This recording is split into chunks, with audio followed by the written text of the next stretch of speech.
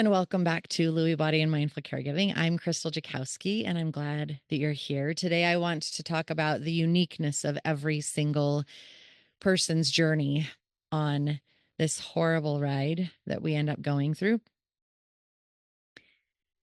We always start with self-care, and today my self-care is I've spent more time in the pottery barn, which is great because I let the world go and I just settle in with the clay and I get to just create this, that, or the other. It's fantastic and I love it. So, um, that was my self care, has been my self care, a lot of pottery. I spend a little bit of time here and there on a support group on Facebook. There are tons of support groups, and I highly encourage that you get into one or two of them. For me, I don't post very often. In fact, rarely do I post. Instead, what I often do is read what's going on. I read what other people are dealing with. In some of them, I'm able to say, okay, this is how I personally would deal with that situation.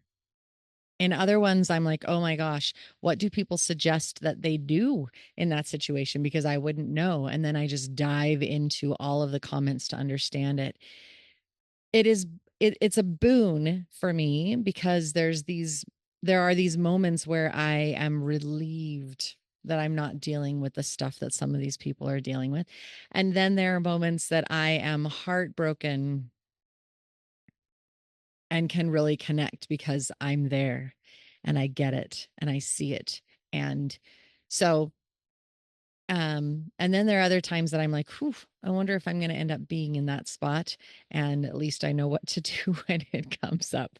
So I'm loving this group. But of late, there have been a few comments and posts that have spurred this particular topic. Every journey is unique. Nobody knows exactly what you and your loved one are going through. Nobody else can make the decisions that you're making. Nobody else has the ability, the knowledge, the connection to know what is right for you and what is right for your loved one. And I wish that everyone knew this to the core of their being. And even I trip up on this sometimes. Even I, every now and then, am like, oh, I don't want to tell anybody about that one because I don't want people to think that I'm a horrible person for saying, feeling, thinking that thing that I just thought or am dealing with. Last week, I talked about medications and I talked about embracing the medications and I talked about Narcan and how that is a medication that can help if somebody's overdosed. And some people may not think that I'm a very good daughter. Doesn't matter. It's not their journey. They don't know what I'm going through. They don't know my abilities, my strengths, my weaknesses. They don't know anything about me other than the fact that I am so stinking open everywhere else. They don't know. And what I put out to you guys is a strong person, but I tell you, I cry, I struggle, I have a really hard time, just like everyone else. It is not easy sailing. Just because I'm able to put this out here and share with you does not mean that off camera, I'm not having my own challenges as well. One person put their dad in memory care, and somebody got angry with them saying, how can you do that to your loved one? They just want to be with you. Okay. But if you were dealing with the anger and the outbursts and the violence, and you needed to be safe, then maybe you would be in the same position. You don't know. The old adage, you don't know what someone's life is like until you've walked a mile in their shoes. We just don't know. The choices and decisions are yours to make. It breaks my heart When I talk with a friend, a client, a stranger, and they tell me about everything that they are going through and all of the challenges that their loved one is dealing with, and then they tell me about how they can't take time off and they can't take care of themselves because other people are judging them. Other people have said that this is the way it needs to be. Other people, one person was like, I can't put my mom on this specific medication because somebody else said it was horrible. And I was like, well, my mom's been on that medication and it worked. So, what's right for you? What's right for your parent, your loved one? You are different. You are unique. Don't let someone else tell you otherwise. When it comes to loving a loved one, they don't know.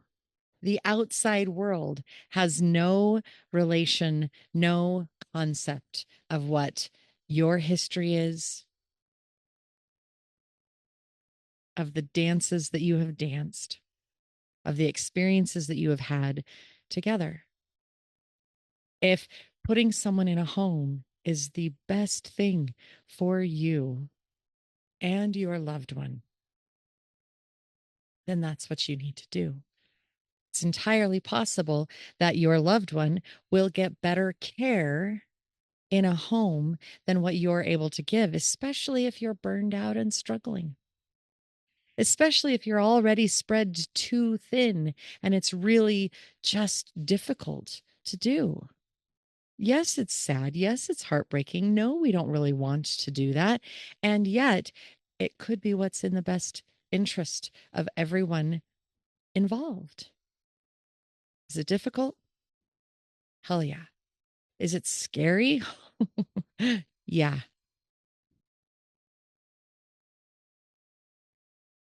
If it's the best thing for you and your family, then that's what you do. If you happen to be able to keep them at home, that's what you do. If you end up having to quit your job, but you're still able to manage, great. Congratulations. That's fantastic. And I'm so excited for you. Don't let anybody else make you feel bad or guilty for being able to do that because their situation is different. If you do in home care, if you choose one med over another, if you choose to stop feeding them through a feeding tube because they just can't anymore, that is you and your loved one's decision.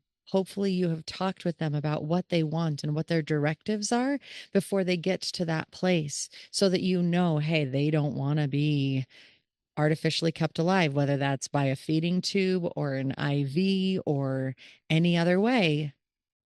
This is what they want.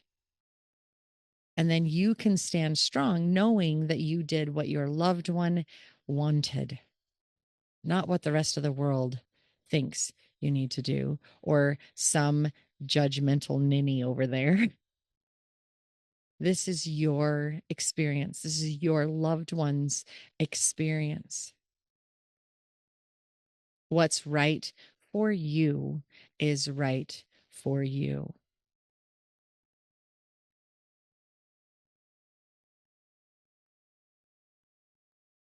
My temper flares when I read the stories of people who are picking on other people because of the choices they made.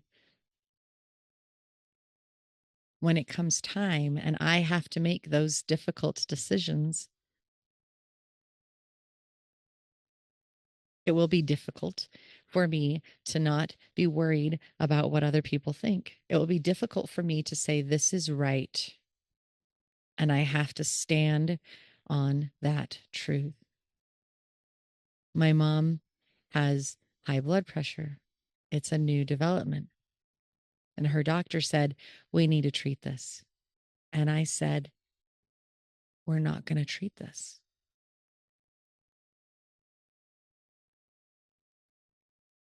We're not going to treat this. And if my mom passes from a heart attack or something else because she has high blood pressure, then that's okay.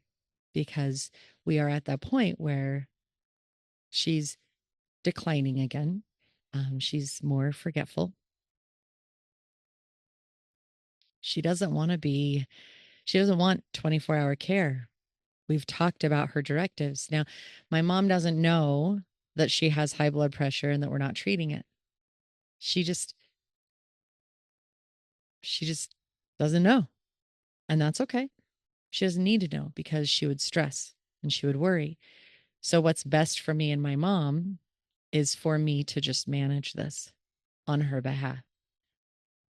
And anybody can add their voice and be cranky with me for what I'm doing. And yet, in the same aspect, I know I don't need to prolong this. My mom doesn't want to prolong this.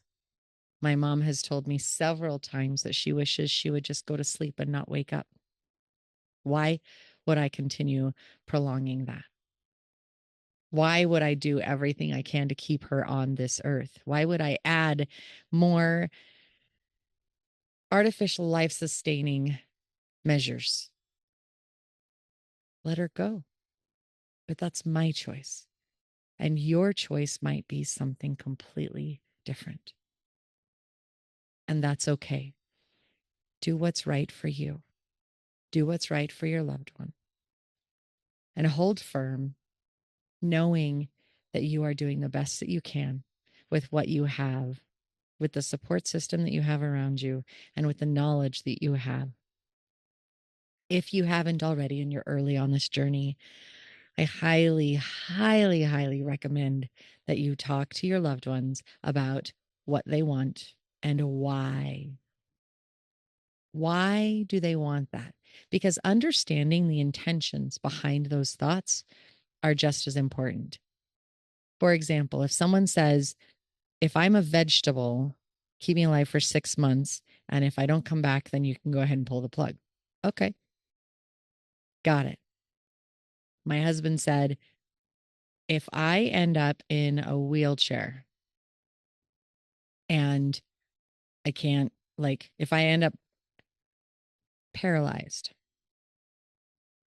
as long as I can still help people with my mind, as long as I can still contribute to society and my mind is 100% functioning, then I want to be kept alive.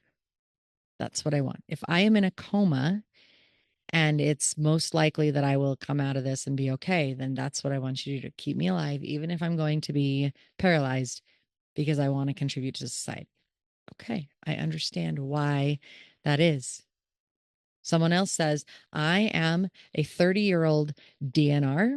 I do not want to be resuscitated. If I end up dying for whatever reason, my body has chosen to give up, then fine. I'm fine with it. Other people don't like that. Says, you're too young. You shouldn't be a DNR. You know what?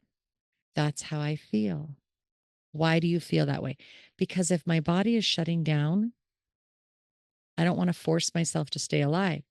If I am without oxygen long enough and I'm going to be mentally or physically impaired, I don't want to be here on this earth. I don't want to be a burden to other people. I just don't want to deal with it. So I would rather you let me go than be a DNR. And then I would rather you let me go than bring me back. I don't want to deal with the broken ribs and all the crap that I'm going to have to deal with if you do CPR to bring me back. Why is that? Why doesn't my mom want to live in a diaper or be stuck in bed? I totally get that. There's no question about where that is. My mom, on many, many levels, feels like she has lived a good enough life. She's 72 years old, 27, 72 years old.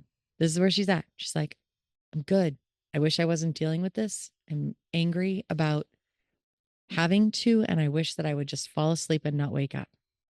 I understand that. And if I can support you in any way, then I'm going to do that. Does it serve me too? Sure. Because at one point, I will be released from caregiving for her.